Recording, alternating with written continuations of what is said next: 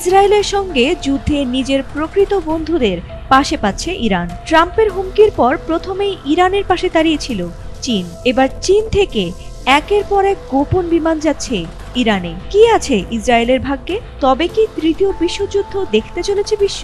এমন প্রশ্নই এখন সবার মনে ঘুরপাক খাচ্ছে।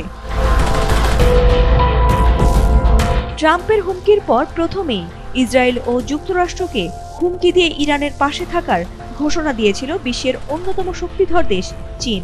আর এই এমন ঘোষণার পরই যেন শান্তিতে থাকতে না দেওয়ার শপথ নিয়েছে শি জিনপিং। চীন এবার ইরানে গোপনে একের পর এক রহস্যময় বিমান পাঠাচ্ছে। আর এই নিয়ে শুরু হয়েছে জল্পনা কল্পনা। সংবাদ মাধ্যম টেলিগ্রাফের এক প্রতিবেদনে বলা হয়েছে, ইরানে ইসরায়েলের হামলা ঠিক একদিন পর চীন থেকে একটি রহস্যজনক কার্গো বিমান ইরানের দিকে রওনা হয়েছে। এরপর আরও একটি বিমান চীনের উপকূলীয় শহর থেকে ছেড়ে গেছে। এছাড়া সোমবার সাংহাই থেকে তৃতীয় আরেকটি বিমান ইরানে গেছে।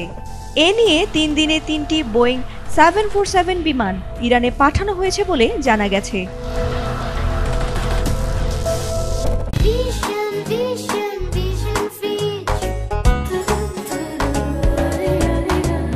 ফ্লাইট ট্র্যাকিং ডেটা অনুযায়ী ইরানে পাঠানো চীনের প্রতিটি বিমান উত্তর চীন পেরিয়ে কাজাখস্তান, এরপর উজবেকিস্তান, এরপর সবশেষ তুর্কমেনিস্তান হয়ে ইরানের দিকে যাত্রা করেছে। এসব বিমান ইরানের সীমান্তের কাছে গিয়ে হঠাৎ রাডার থেকে অদৃশ্য হয়ে যায়। তবে বাস্তবে কোনো বিমানই ইউরোপের আকাশের কাছে যায়নি। এদিকে যুদ্ধের মধ্যে ইরানের বিমান পাঠানোয় নতুন উদ্বেগ দেখা দিয়েছে ইসরায়েল ও যুক্তরাষ্ট্রে। এসব বিমানে কি পাঠানো হয়েছে তা নিয়েও চলছে জল্পনা কল্পনা। বিশ্লেষকরা বলছেন, এই বোয়িং 747 বিমানগুলো সাধারণত সামরিক সরঞ্জাম পরিবহনের জন্য ব্যবহার করা হয়। তবে বিমানগুলোতে চীনা সামরিক সরঞ্জাম ইরানে পৌঁছেছে কিনা তা পুরোপুরি নিশ্চিত না হলেও এমন সম্ভাবনাকে মোটেই উড়িয়ে দিচ্ছে না ট্রাম্প প্রশাসন।